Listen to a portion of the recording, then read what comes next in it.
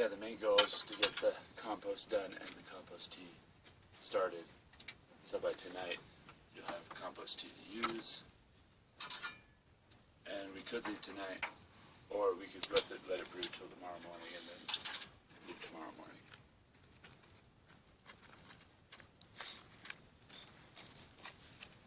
Let's get to work.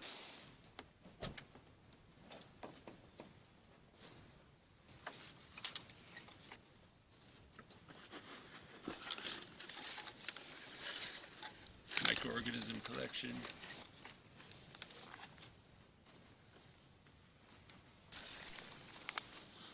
Okay. This is a fungal bacterial symbiote, or a plant fungus symbiote. They work together to break down rock. This is a 6,000-year-old Siberian lactic acid bacteria that they use for yogurt and kimchi and sauerkraut. And this is another moss or lichen. This is another moss or lichen. Some of these are from Idaho and Nebraska and Utah and Arizona, and some, I think these two, are from Maine. This is another 6,000-year-old lactic acid bacteria from Siberia, and then this is our local lactic acid bacteria from America.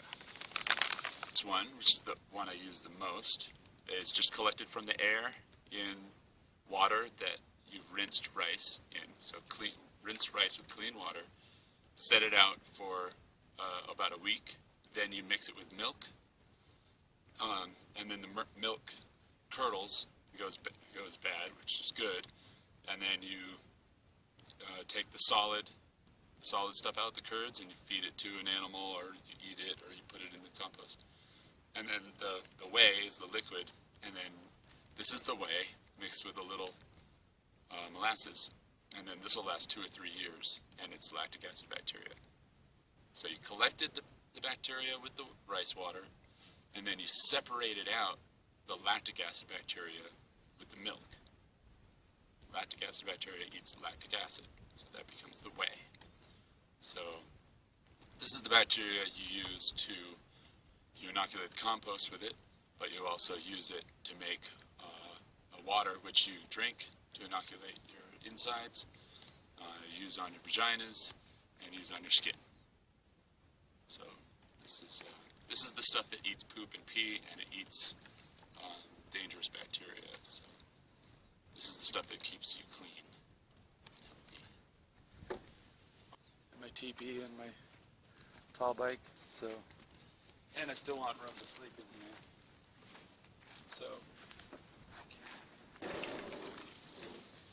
got a lot of pillows. These are all my teepee stakes, and there's my solar panels under that carpet. These are baskets. I tried not to use any plastic. And this is where I can sleep. And my wizard staff. See, here's all my clothes under the bed. And then here's the carpet for the teepee. And then this is all wood for speakers. So I build speakers in these. I take old blankets and tie them up, and then that's a zafu, or meditation cushion. Here's an old blanket, and meditation cushion. And then this is a meditation cushion I made out of old jeans. So, downcycling. And here's my solar battery. There. Because it's heavy, so you try to keep it in the center of the vehicle to give you better handling. And then the inverter for the solar is right there. You can't see it.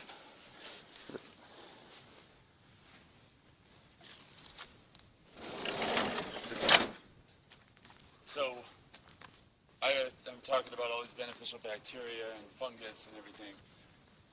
And those are beneficial to stay clean, and those are beneficial to help us grow food. But the only food we really need to grow for survival is spirulina. All you need is water and urine to grow it, basically. And you could survive off just spirulina alone. Really, any algae Lots of algae are edible. We don't even know all of them yet, but the reason spirulina is so great is because it grows in alkaline water with a pH between 10 and 11, and almost nothing else will grow in that. So it's very easy to grow and keep clean, and you can constantly harvest it. You can harvest it every day and eat it every day. So that's a constant supply of food, and it's a perfectly closed system. You eat the algae, you pee in the algae, and the algae eats the pee, and then we eat the algae. So it's the simplest system ever. It produces 25 times more food per acre than any other thing you can grow. It can provide fuel. Because it's carbohydrates, you can distill it into alcohol because it's carbohydrate. It's just a better quality food than anything else. So of course it's a great addition to our diets, but it also can end starvation. So I try to get everyone to grow spirulina and share spirulina freely because it's free. This is the core of the compost tea brewer, and there's a lot of different designs, but this is my favorite so far. This is the air pump that is also one of the best for compost tea making. It costs $60, but far better, far more air than you're going to get at a pet store with an aquarium pump. More industrial, longer lasting pump. If you take care of it, just make sure no water vapor or little water or anything gets in it, and it'll work for a long time. You just need to get a barrel and fill it with water. And we have well water here, which is really the best. So it's got minerals in it, and it's got no chlorine in it, so it's going to work really well for compost tea. But if you have chlorinated water, then you have to either leave it out for a few days for the chlorine to evaporate out by itself, or put it in here, turn on the pump, and all the air bubbles will help the chlorine get out of the water. Carl Sagan said we're all made of star stuff. He's the one that made the record called Sounds of Earth and put it on the Voyager 2 to go out into space as like a beacon of peace and goodwill from Earth, like a greeting card of space. One of the most idealistic projects the human race has ever done. And then he also believed that most of our problems could be solved by the population just having a better education in science.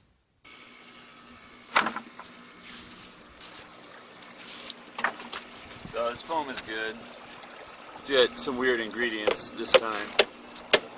We used what we had, but there's air. That makes bubbles. Air's coming out the bottom. It smells good. Yeah.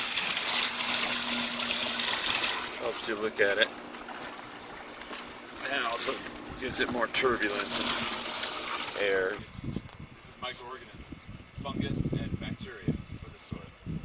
Because the soil, even when it's wet, you smell it, there's no smell. And there's nothing holding it together. Right? And the two best things you can do for the soil is the compost tea and biochar. Take one of these, cut this out, and then fill it with wood, cut holes down here, light it at the bottom, and then the fire will burn from the bottom to the top, and then it will be all charcoal. Do what's best for all beings, for all future time. So proximity matters.